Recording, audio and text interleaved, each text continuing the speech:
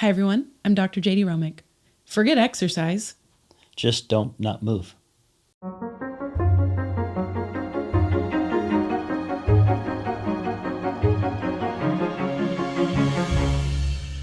Welcome back, everybody, to George Fox Talks the Body Edition. I'm Dr. Jaydee Romick, physical therapist here at George Fox and lover of health and wellness and all things to support your optimal body. So today I have somebody very special to me. This is Dr. Tyler Cuddeford, PT, PhD, man of many hats. You actually have a lot of things in your background that you're very multifaceted. You work on cars, you build shoes, you that is true. worked at Nike for a time, you are a PT, you directed the PT program, you founded it here, ran it for about 12, 13 years. And anyway, huge mentor of mine as well, but today we're going to get into movement and not being sedentary. But anyway, welcome. Yes, thank you. I'm actually very excited to be here. I've been here once before. And was that with Dan Kang, Yep. Dr. Kang? Dr. Kang. Which was great. We talked about exercise as well. We're going to, my background. Yes. So PhD, PT, I practiced for a number of years and thought I wanted to teach. So went and got a PhD and then was promptly recruited by Nike to help them in their research lab. Great. And so worked primarily in basketball research and looking at the influence that footwear had on performance. Mostly. So cushioning systems and things like that was my wheelhouse and materials. If you remember the Nike Shock, didn't you help develop the Nike Shocks? I did. I helped in basketball world, helped develop Nike Shocks and helped sign a number of athletes. LeBron? So, LeBron. I don't know if you've ever heard of him. I have heard of him. Carmelo Anthony. Yeah, Carmelo. Anyway. Kobe. Yeah, so, the kind of the big three there in the early 2000s. And then, interestingly, brother reached out and wanted to buy a commercial printing business. So left the world of academia and research and industry and started a commercial printing business with my brother. Nice. Yeah. Anyway, so we're here today to talk about movement. But interestingly, the nuance. So I'd really like to talk about not being sedentary. I like that. So it's a nuance where we all know. So the audience included, and my grandpa tells a story about smoking. So my grandfather died years ago, but he was 96, and so early on when everyone started to smoke, 50s, 60s, he told me that everyone knew it was bad for them already back then, right? And so conversely, I think primarily, maybe even not the most rural outposts, everybody knows the benefits of exercise. Yeah. And so I don't know, just beating that horse may not work, and so maybe the nuance of not to be sedentary is more powerful than you better go exercise. Yeah. Because it's not worked. Yeah. So what's the difference? So if I were to talk to somebody and say, we need this much exercise in the week, that's what people say it means to be healthy. Yep. 150 to 300 minutes a week. Beautiful. Okay, so where did they get that number? Do you know? I don't. Can you enlighten us? So it was a physical activities guideline from a scientific committee published in 2018 by the government. Okay, and so highest level of researchers and culminated hundreds of articles from the last 10 years. So from 2008, they used articles before 2008, but primarily from 2008 to 2018, looked at hundreds and hundreds, if not thousands of articles, compiled that data into what they thought was guidelines for physical activity. And so that's where those numbers came up. There's graphical information. I think the information will be posted here. But what's profound, if you really read it, it's 779 pages. So if you're ambitious, go ahead.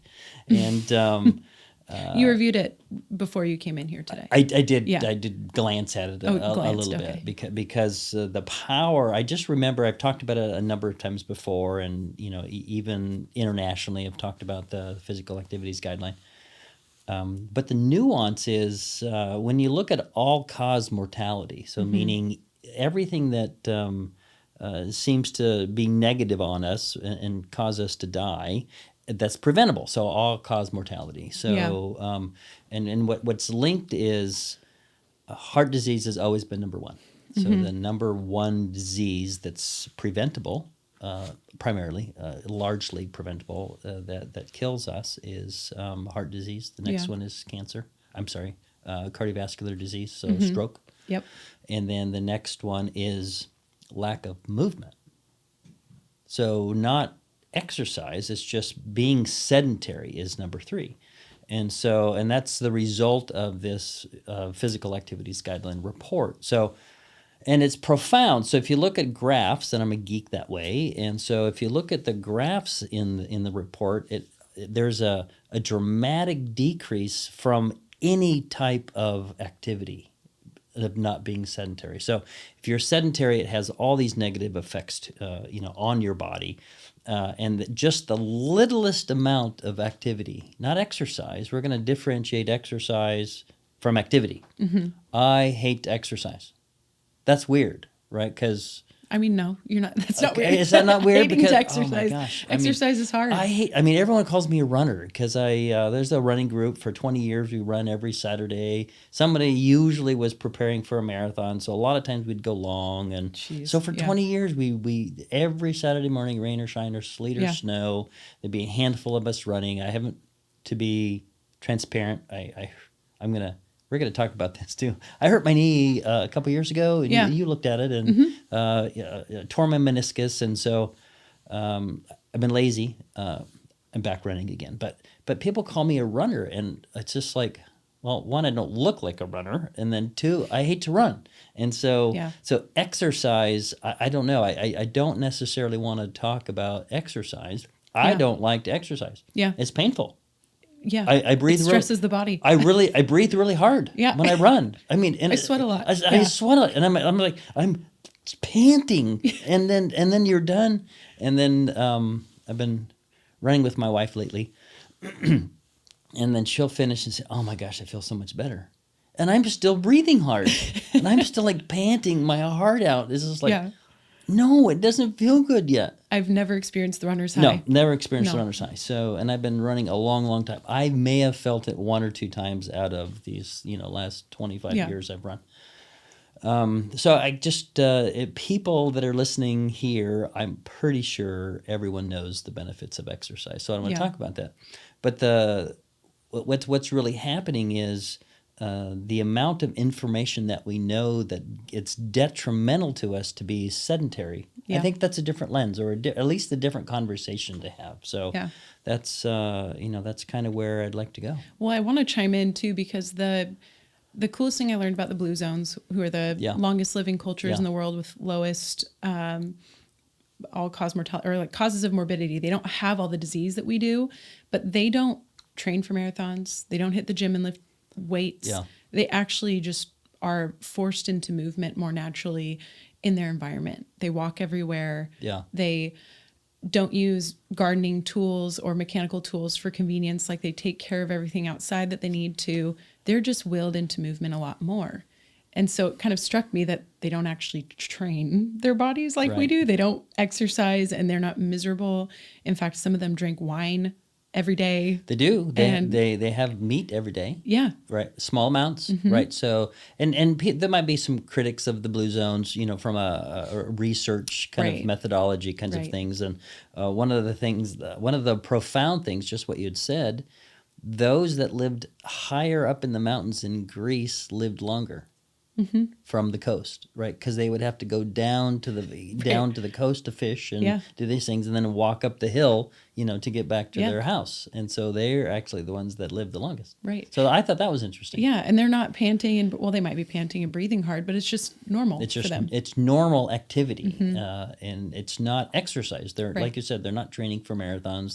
They don't have their heart rate monitor on. They're not judging all of those kinds of things and getting their sports drink, and they're just active. They're normal. They're not sedentary. Right. They're not coming home from work, sitting down in front of the TV, coming home from school, and playing video games And so here we go too.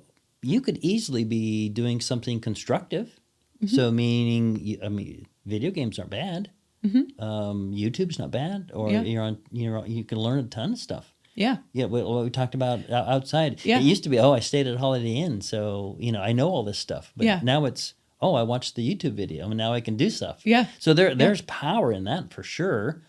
But that's being sedentary, right? So the negative parts of just going home and reading a book, interestingly, sure, it cultures your mind, absolutely forms language and thought and all sorts of great things about, education, but you're still being sedentary. And so that's what I want to kind of keep revolving the conversation around is not being sedentary. Yeah, well, Byron even was asking us, Byron in the studio here, he was saying, what if I get up from my couch and go to the refrigerator? Does that count as movement? And then I'm going to say yes, which is going to be interesting, how the audience will take that.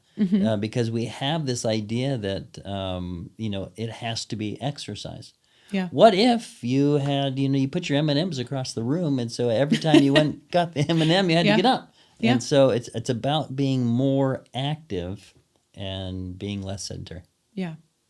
I love that. So you brought some articles. You wanted to talk about some geeky things. I did. So I'm gonna geek out just a little bit because I know we're talking about not being sedentary. So, but the power of movement, the power of not being sedentary, is profound. So that physical activities guideline, we can talk about. We can talk about anxiety, depression, self-efficacy, those kinds of things. Yeah. And the literature is very clear.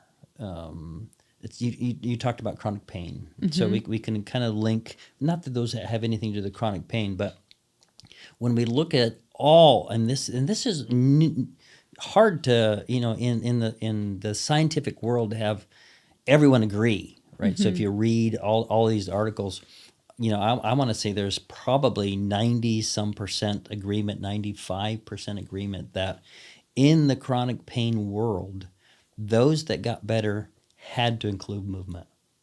Yeah. So you just couldn't talk about it. Yeah. And talk about your anxiety or your chronic pain and put in plans, that actually work, right? Yeah. Put in those kinds of plans.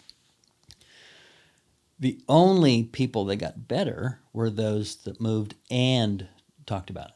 Yeah. Right. So it's the combination of kind of this idea that nutrition and exercise are both, they're better for you than just one alone. Yeah. And so you have to include that movement in chronic pain or people don't get better. That's clear in the literature. Right. Hundreds and hundreds of articles that show that. Yeah. And so, the same with activity.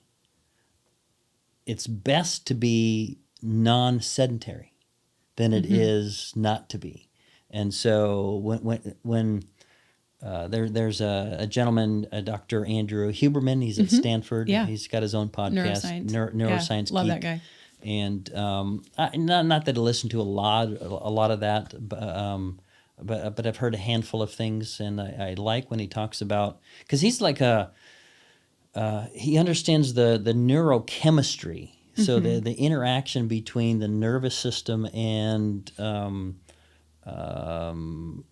chemical interaction between the nervous system. Yeah. And so rather than the psychology of the central nervous system. So. And he links all of this very nicely with mood. So whether it be anxiety, depression, self-efficacy, mood follows movement, not the other way around. And so mood changes when you are more active. And Right. so that, I think that's rather than being sedentary. So the less sedentary you are, the better changes you have in your mood. So Yeah. that's powerful from a psychology standpoint. That's huge because you're never always motivated to work out. It's You're like, super hard. I'll work out when I'm ready, when I'm in the mood for it. You rarely are So ever in the mood. most listeners here in the Pacific Northwest, and it's 38 and rainy right about now, Cold. 44 and rainy, I think, today. Yeah. So that is not motivating in any way, No. to go and do some things. But your mood changes. So back to, it takes a while. Mm-hmm. So and that's my personal kind of feelings. So meaning right after exercise, my heart rate's still too high and it's elevated, and I'm breathing hard and I'm Yeah. painful and I'm buckled over, right? And Yeah. it's true, right? So I have to finish on a hill before we get to our house, and I'm just like dying at the end of the street. Yeah. And so, but it takes a while for those things for me to say, oh, it was better that I exercised today, or Yeah. those things. So. Well, and I'll keep adding on to that because I think I've mentioned maybe on this podcast before is that they're not even funding research for mild to moderate depression drugs anymore because pharmaceutical pharmaceutical research because exercise is such a powerful antidepressant. It is. And so all right, so I'm going to get a little more geeky here. So this is in the I don't remember the title of the journal. I'm sorry. It'll be posted as well, though, but or linked. Your skeletal muscle system is now being thought of as an endocrine organ because it releases these hormones, right? These endocrines. So your muscles release hormones. Your muscle secretes hormones, and they're called myokines. So what they're finding in the skeletal muscle myokines is that through the blood-brain barrier, these chemicals actually are being transmitted from the skeletal muscle to the central nervous system, and they found links to that. So it's now being thought that because of exercise and movement, that these myokines are stimulating these strong neural connections. So let's use Alzheimer's as an example. Yeah. So most of the current research suggests that those that are more active have less chance of Alzheimer's. So that's clear in the literature. Yeah. And so they're wondering about these neurochemicals, that are contributing to that.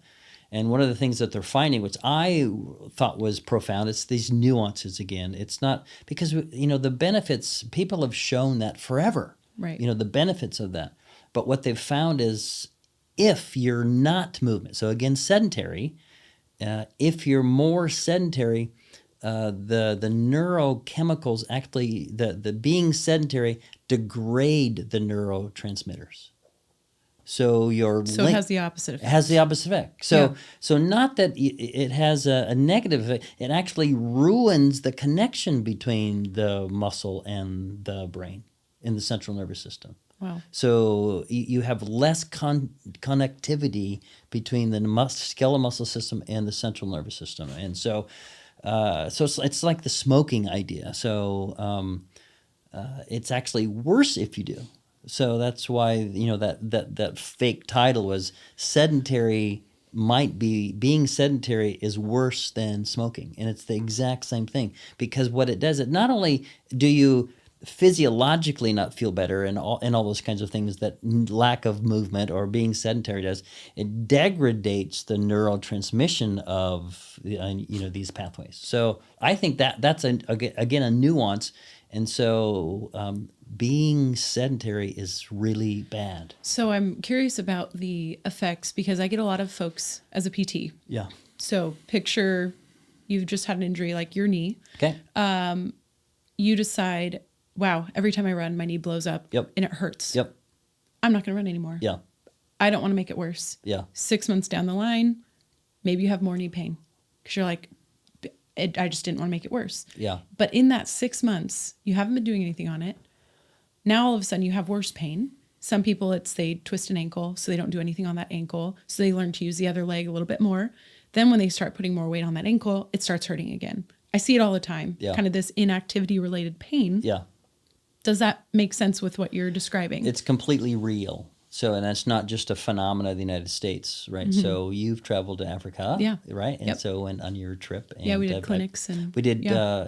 primary care clinics across the country, a couple different countries, and Teaching physical therapists there. Yep, teaching PTs there, teaching exercise, exercise science. Yeah. Doing these community health screenings and primary care clinics and physical activity. Physical inactivity related pain is real. Yeah. And so I can use my own personal experience. So knocking on the door to 60, right? So I and don't take this message home. I tried, rehabbing my knee. So I hurt my meniscus, and every time I would go for a run or be active, my knee would blow up and be painful. And so I thought, well, I know how to do this. I teach how to do this. Yeah, Right. yeah. So I had Jaydee put me on a program to really hyper focus some exercises on my knee. And the literature is very clear that it works in people that are my age. So maybe 40 on older. So the exercise programs for those that have tweaked their knee or tweaked their hip, or it's just as effective as surgery. And so I says, you know what, screw it. I'm not going to go in and have my knee cleaned up. I'm just going to, I'm going to rehab it. Well, it didn't work.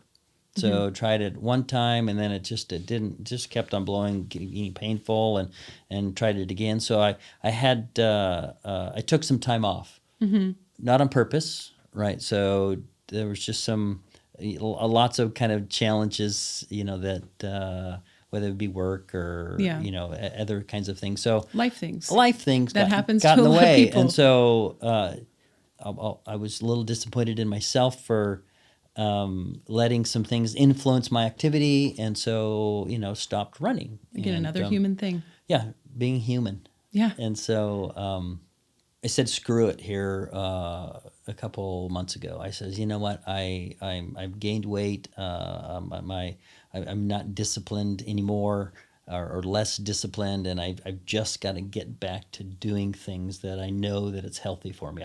I move and I exercise because I know it's better for me not to. And so I started back up again, and actually my knee's not been bothered at all. Just great. A little bit, right? So, but what I said was, I don't care if it blows up again, because it's better for me to move than it is to be sedentary. And so started up again after about a year and a half off, which is weird for me. And it's actually, I feel better. My great. knee's better. I feel a little twinge, but for them, it's not, it's not swelling like it used to, or painful at night, or anything like that. But you understood the bigger picture of, it's really important for me to move, and framing it in a way too of, this is important for my mental health. It's important for my confidence as a human. It's important for my body to feel better, to secrete these myokines from my muscles. And I that's my big encouragement. If I had a message to the world that I could get out there as a PT, it would be that 6 months, that year that you haven't been loading. Sometimes it's a decade. People won't move because their knee popped 10 years ago and they don't want to move. Loading up those, you're likely either healed, or exercise is going to benefit more than it's going to hurt you. Is that mood follows action, like you're saying. Movement is the thing that is going to get your mind right. It's going to get your body right. And we don't want our muscles to waste away, because they're so helpful for us. Yeah. So we talked a little bit about chronic pain. Me as a PT switched here. It took me a long time. I used to, practice kind of this old pattern of PT, and my own personal belief on pain was, it varies, of course. And so I've got my father-in-law doesn't have any Novocaine when he goes in for a root canal or something. Just he grabs the armrest, right? And so he's like the toughest guy I know. And I know people that if I call them and they answer, hello, they have a cold. Right. So it's just you know those. Oh, you know, yeah. So Oh, yeah. so you have this wide range of responses to pain, completely normal. When someone, so I realized, I don't know, maybe 10 years ago when we started getting into it with Dr. Kang, the pain that someone experiences from bending over or moving or loading their knee, that's real. Okay, so it's not physiologic, meaning Right. that tissue has healed. Right. Yeah, there's It's no not damage. it's not Right. physiologic, but when you look at the neural links, it's completely linked to movement. So that's interesting. So Right. pain is linked to movement. So when you move, your central nervous system thinks that that's eliciting these pain signals that used to when it had pathological damage. Right. Right. So I like what you said. You just have to say it's better for me to move, and that pain isn't necessarily physiologic. Yeah. And so it's an adaptation that our central nervous system is used to protect ourselves. Right. And again, it's not exercise, but if you were just to go move again and not be sedentary, Right. your body is gonna adapt a whole lot better. The body adapts no matter what your age. The body adapts and it responds to that load and that new stress you're putting on it. Doesn't feel fun at the time, but get with a PT, work through that stress. Yeah. And I think you're going to be in a much better spot. So this is usually the part of the show where I ask for your top tips. Things to take for the listeners to take away. You warned me about that. I did. It can be one tip, it can be 5. Well, all right. So not everyone is a geek like me. I do like to read. Yeah. I used to not like to read, but I do enjoy reading, and so they're going to link that physical activities guideline. It's 779 pages. So there's one tip. Okay. You can actually read the introduction. And so it's just a few pages of the 779. It's a review actually of all the entire. So in 2 or 3 pages you can get the gist, the benefits of reading 779 pages. So very, very, very powerful. So that's tip number 1, because you can believe me or not, but that the literature is pretty clear. Yeah. And so that would be interesting, but. That would be one takeaway. The other is try to differentiate among yourselves between movement or activity and exercise. Yeah. I'm not asking you to exercise. That might come later. Yeah. I'm asking you not to be sedentary. Yeah. And I think that's another takeaway. So Yeah. purpose amongst your family and you, if you're single. To do something that's not sedentary after you get home. Yeah. And so not just to plop on the couch or Yeah. after dinner or whatever, Yeah. but to do some movement, not exercise, but something. Because again, it's the graph that I kind of talked about, and I can kind of frame it. But you've got exercise per week or minutes of exercise a week on one graph, and then all cause mortality. So why someone dies on the other axis. Yeah. And it's profound when you look at it. Is any amount of movement dramatically decreases any type of activity, being less sedentary decreases your chance of mortality. Yeah.